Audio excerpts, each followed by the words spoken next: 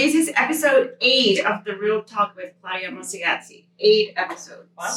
You know, I have been trying to start this for like 5 years. I told the girls one time I was going to be a YouTuber, and I never did anything. I went into Amazon, buy all the lights and everything, like the back screen, I mean, everything. I was ready to do it, never started. And now we're on episode 8. So let me introduce you who I have with me. I'm very excited because I got a visit today from my underwriters. And it's not just some underwriters, these are the underwriters. So we have Kris D'Augostino, and she is I'm the National Underwriting Manager. Underwriter manager. So she oversees all the underwriters. And then I have Sherrell, and I'm going to guess your last name, but I'm going to get it back. It starts with a T. B. No, B. Beth, I can't even say Bethune. it. Bethune, yeah. So, yes, I remember now. And she is our underwriter manager. Team lead. Team lead. But she's my team lead. Right. So she's the So in essence, underwriter. you're your manager. Yes, she's my underwriter manager. So they're the lady bosses from the underwriters. And I'm super happy to have them because, you know, it's very important. Everybody's scared I feel like everybody's scared of underwriters. I agree with you. Yeah. People think that we have, pointy hats and, curly shoes and we're, horrible people, but we're really just people, see? Normal people. I could have had actually dressed as an underwriter for Halloween. Oh, what would that Pointy hat, curly shoes. Yep. No. So let me start with Sherrell. So Sherrell, what would you say an underwriter, what's like the underwriter's job? Or like what, like if let's say I'm going to buy a house and then my loan officer says, oh, your file is going to underwriting. Okay, like, how would you, I guess, explain to, the people that are listening that are going to start the process or are in the process what an underwriter does? So an underwriter, a lot of people think the underwriter makes the rules. Underwriters do not make the rules. We follow the rules. So there are agencies that run a lot of risk analysis that make certain guidelines and certain rules. The underwriters review the files to make sure that we are going to comply with all of that and to mitigate our risk on the loan to close and have a successful transaction. That's a good answer. Yeah. We don't make the rules, we follow the rules. Right. Like, that's a meme. And It's a meme right there. It's pretty good. Yeah, I like right? it. Very good. What would be your definition of underwriting, Kris? What'd she say? Ditto. There you go. No, seriously, it that is a very good definition. We want to keep liquidity in the market, so we've got to make sure that the mortgages, as you said, have a good level of risk, not too much, not too little, that we are expanding enough that we are making loans and not too tight, but we're keeping the risk down to keep liquidity in the market. So how true it is, because I know that a lot of people, and I have heard this from my realtors sometimes, like, oh, well, it's super black and white. Is it really? Do you guys work in an environment where it's really black and white? Oh, no. There's very little in underwriting that's black and white. I mean, there are some. There are definitely some, hard and fast guidelines, but there's an awful lot of them that there's some interpretation involved. Yeah. That you can't, go one way or a little bit less lenient. Correct. Than another one. So right. There's, which one would be each of you, which one would be like one rule that you're like, okay, this one is like the rule and it's never going to change no matter what lender you go to. Oh. Like one that you think of like I have one, for example, FHA, you need 3.5% down payment. It doesn't matter what. It doesn't matter what you tell the lender. It doesn't matter what lender's name is. You need 3.5% down payment. So what is the one that you would think like, oh? I can tell you one that hits a lot, and I hate to use a complicated one because it is a little complicated, but we see it a lot, is FHA loans. If the borrower has had a gap of more than 6 months, they have to be on their current job at least 6 months at the time of our assignment of the case number, which is something that's done here in the office. If it is not, FHA will not, it is not an eligible loan. And like I said, that's a little complicated. So if there's a gap of at least 6 months or more, they have to be on their current job at least 6 months when that case number is assigned. Otherwise, it won't do it. So these is a big one because we see it a lot of times in the transactions that we have. And it's crazy to me because I want to tell you what I see with my clients. Like sometimes, and they all know if they're listening, they know who you are, that, you're like, okay, so when do you work here? I don't remember. I'm like, okay, like we need to go back and remember, was it cold or was it warm? And in Corpus it's warm because it's always hot. It's always warm, yeah. It's just like, it was December, but it was hot. Okay, well that's not going to help me. But yes, it's very important. So the gap of employment, we're going to go back and look for 2 years. Correct. So that's like the magic number is 2 years. What have you done? Where have you been? Everything in the last 2 years. So if you have a gap, we're going to kind of like push it back for more years to pass the 2 years. Right. But it's very important that you have been in the job for 6 months. At least 6 months. Now, what if the gap, it was like 2 years? If the gap was still 2 6 years. months? Yes. It is still 6 months. But there's also another thing. You kind of hit it on the head. You have to have a 2-year employment history. If you have that 6 month gap and that 6 months on the current job, you still have to verify 2 years, behind it. Right. So if that gap was 2 years, you still have to go 2 years behind it. So the bigger that gap, the farther you're going back. So it gets a little more difficult to actually have that documentation. And the reason why I'm asking is because I'm going to have to go back and call a client because I told her actually a year because she has been out without a job for like 4 years. And then I have the 2-year history. Right. But I had told the 2 her year before. No, I had the 2 years okay. before, but there was like a 4-year gap, like maternity gap, and then she stayed home. And then she started working again, and she's like, is it 6 months? And I said, no, it's a year. But no, he said 6 months. See, I learned something today. What about you, Sherrell? I think one that's really just a hard line is probably IPCs, which is interested party contributions. So that would be when your seller's paying your closing costs, or depending on how much your down payment is and depending on the loan type, it can vary, but it's still a direct guideline. You can't change it. So that's seller concessions. And yes, that's very true. So that's another one that you can't really go. So why do I say this? Is because sometimes we get realtors saying like, oh, well, you declined this loan, but so-and-so can do it. Okay, well, if the decline was based on a guideline, it's very likely that the file is not going to close. So you're going to put the client through a ringer, and then at the end of the day, it's just not going to happen. And one of the reasons why is this, we're lucky with Home Source Mortgage that I actually can run scenarios through these ladies before we even give you a pre-qualification letter, which means you have better, if not the best odds that the transaction is going to go as smooth and you're going to get to the closing table, you're going to get your keys. So that's, realtors deal with this more than we see it. When a client is like, you tell them it's not approved, and then somebody else says, oh yeah, we can do it. No, you can. Let me know when you close the file. And it never happens. So, so have you guys always been underwriters? Oh, not always. Once I was a small child. See, I've been in the mortgage business for 33 years and underwriting for, my mental math isn't great, probably 27 of those. Oh, wow.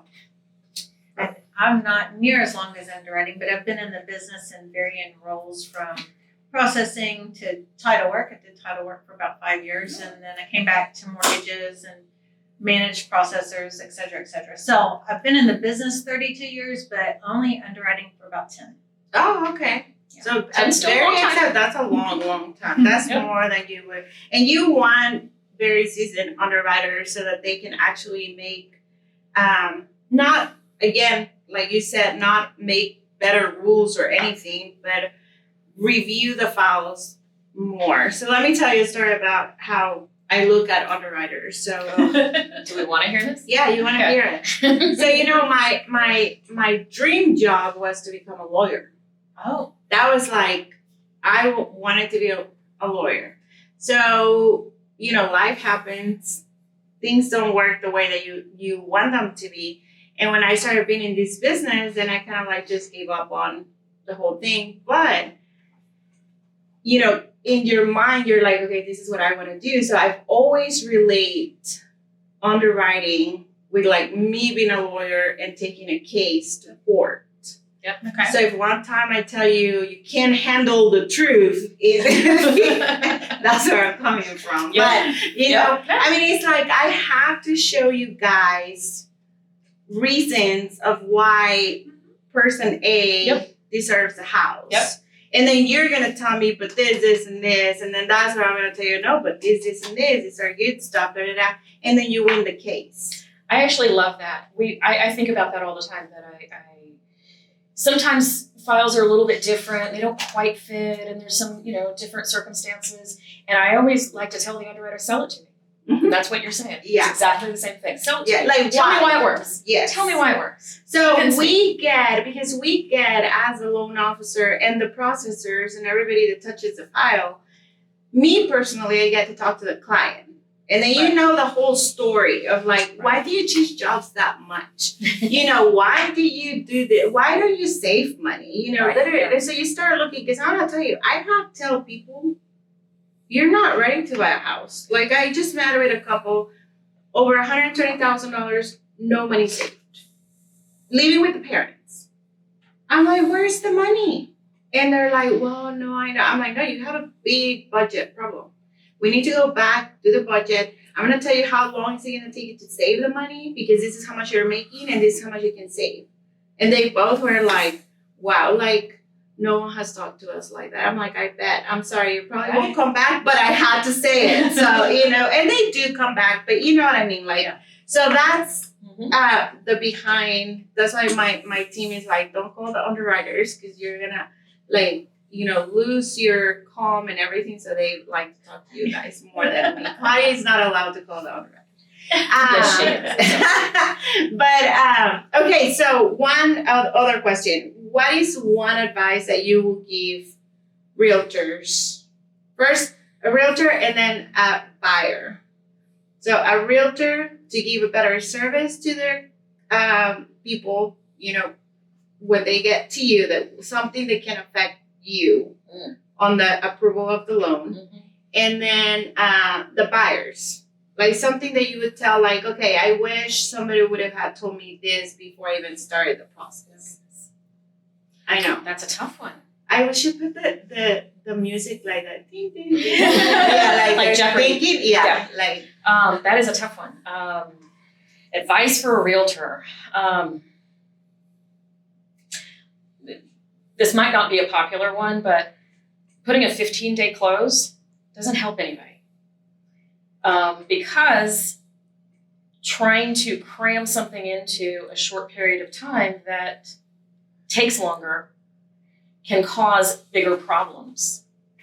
The expectation. Exactly. Because you're going to expect it to be done in 15 Exactly. If you just expect it to be done in the 21 days, which is more reasonable, it would go Right. better. Okay, realtors. Yes, listen to that, but if Claudia says we can close in 15 days, we just can. send me the deal and we'll close it in 15 days. And you know what? And it's just a clean file. Maybe like, 15 was the wrong number to use. Yeah. I mean, I've literally seen, 10-day contracts, and I go, that's going to be hard to do. Yeah. Maybe 15 was the wrong number to use. But I mean, well, no, even like 10. I mean, we have seen it. I feel like, for example, we closed the Connor file was like literally 19 days from start to end. Yeah. But it was such a clean file that it was just like, we could do it. We had one that we closed in 7 days. Yeah. And that was, the appraisal was done, the other lender, for whatever reason, couldn't do it, which I mean, I get very panicky when I have those. Sure. Because I'm like, what am I missing? Like, why is it not happening? And they, I mean, it was just like no reason, and we were able to close it, and we closed it in 7 days, but there was an appraisal in place. So yes, just be cautious about that. Talk to the lender. The lender can tell you what is the right expectation. Exactly, because you don't want to have you don't want to have that expectation out there and not be able to meet And it. to do That right. doesn't help anybody. Correct. Yeah. How about client? I think. Oh gosh, I don't even know. Not trying to bite off more than you can chew. Buying within your means. I see a lot of credit reports and income, and I go, "Oh, wow, that's kind of tight. That's a lot of. That's a lot of house for that income." And it might work. We can probably make it work, but make sure that's really what you want. So that actually I appreciate a lot that answer because when as loan officers, when you get buyers to come in, the first literally I call it the $1 million question. It's what's the max I qualify for? Right. Do you really want to know that? Because first of all, I start my my meeting with how much do you want to pay? Right. And then normally it's like, well, I want to pay like $1,500. Okay. And then I go to, have you started looking at houses? Yes. How much are the houses that you're looking at? Right. 300,000. Okay. Let's start about your expectations are not Right. Yeah. level up. What you want to buy is almost a $3,000 payment to a $1,500 payment. Let's talk about budget. Now, I think, and I don't know if you guys agree with me, but I think that one of the things that I just feel like it should eventually change, and it probably will at one point. Maybe somebody will get smart and change that, which hopefully, knock on wood, is not that fast because right now we need all the help we do to approve people. But we approve people on dollars before taxes. The gross income. Yes, I agree with you. That's crazy. I mean, before taxes, if you're making $120,000 a year, I'm going to count $10,000. Yet you only get $7,000. Yep. So that's a big thing. Yep. You mean if you actually sit down and do the math on somebody that's lesser income than that, if it's a very modest income or even a low income, if you do the math, they're in negative every month. Yes. If you say, okay, I'm going to qualify them and they're going to qualify for 55% of their income, we're using the gross income. Okay, so now back out that house payment, back out those debts, back out the things that we're not counting in that 55. Oh, the like cable, your water, your internet, your gas, phone bill, your cell phone. There's a whole lot of things that aren't in there. Food. So gas. This is another thing that is very important, and I'm telling you, I have these conversations with them. Like when I see a lot of credit card debt, I do the math for them, right, and then tell them why they shouldn't go and buy the $300,000 house. And I don't care to close a $200,000 or $100,000 and $80,000 loan, knowingly that family is gonna be okay every month. And that's literally the line. And a lot of people that have talked to me, they're probably going to remember this because I always tell them, I said, you're going to be stressing out making that payment. You're going to piss her off. You're going to be pissed off because you're going to work overtime. You're not going to see each other. And the next thing you know, you're going to call me to sell the house because you're getting divorced. Why are we going to go that way? Right. Right. So, yes, so really that's think it very through. good. And have somebody like yourself do the math and show you on black and white, here's what that actually looks like. Right. And are you going to be okay with this? Right. I really appreciate that answer. How about you, Sherrell? So for a real estate agent, I would say to always use Home Source Mortgage. Yes! She wins the prize. Darn. Can I take my answer? That's a good one. For a borrower, it's kind of really along your lines, except that I was going to say that I recommend a first-time home buyer always take a home buyer education class. Okay, Even if you don't need it for the program you're going on, it'll give you a lot of information and to know what to prepare for. There's a lot that goes with home ownership to know what to prepare for. And I think, I haven't taken one in a long time, that they do some budgeting and stuff in those classes that can be really helpful for your first-time home buyers. And they do, actually. Yeah. Mm-hmm. So. However, on the forms that we give you, I'm very big on budgets. And I even talk to my teams my team members to like, I'm like, I want to see your budget, and everybody runs the other way around, and I'm like, no, I want to see how much you're saving, because it's very important to actually look at that and know, how is it gonna be? I mean, buying a house is a very big investment. I mean, it's not just a little thing. I always say, buying a house is not like buying shoes. Like, it's not as easy, and it's more complex than buying shoes. Even though for me, buying shoes is like, it's very complex. But the home is usually everybody's biggest investment that they ever make. Maybe once or twice. Right? Twice or one thing stuff that you're gonna do. Well, these was really great. So just to put it all together, use home source. Yes. Don't buy more than you can afford. Realtors, talk to your lender about closing dates. What else do we say? Take the business class. Now, tell me what's your favorite Thanksgiving dish? I'm all about the turkey. The turkey? I am. Do you make it? I do. How do you cook it? I roast it in the oven. Oh, really? I'm boring. Yeah. Old school. Stuffed. The bird has to be stuffed. What do you put on the stuffing? Just not cornbread, just bread. Just bread. Yeah. And seasonings and onions and celery and carrots. No carrots. Not carrots. Potato? No. I not stuffing. And carrots on the stuffing. That's interesting. I've never heard that. My mom makes one with meat too. So. Yeah. Boring and traditional. How about you, Sherrell? Well, see, I'm all about the pies. It's a good thing the podcast is just here. And I do not make my own pies. That's what I have a sister for. She's a house.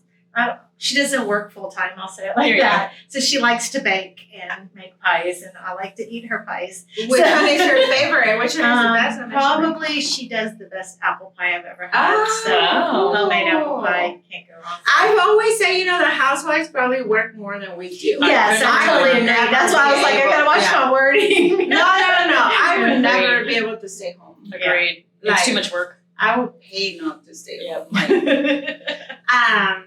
Well, I'm gonna tell you, we started the podcast talking about how scary underwriters are, but I'm gonna say a word for them to be scared, and then I want them to just say really fast, why are you scared of that?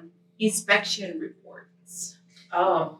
You don't ever want to see inspection reports. I tell people all the time, do not put that in my file. Don't. Just don't put that in my file. You can just raise please. all kinds of questions. Why? Because of it's gonna. So I've been in this business a very, very long time, and I have seen a lot of inspection reports, and I've never seen one that doesn't make the house look like it's falling down. Yeah. And you know what? The house is not falling down. Yeah, and it's just so. Realtors. The reason why I put this here because I repeat it and repeat it. When you get an amendment and you put on that amendment to repair things on page 5, how many pages are you guys want to see? I want to see all of it. So here's the thing. I'm not necessarily only going to want to see page 5.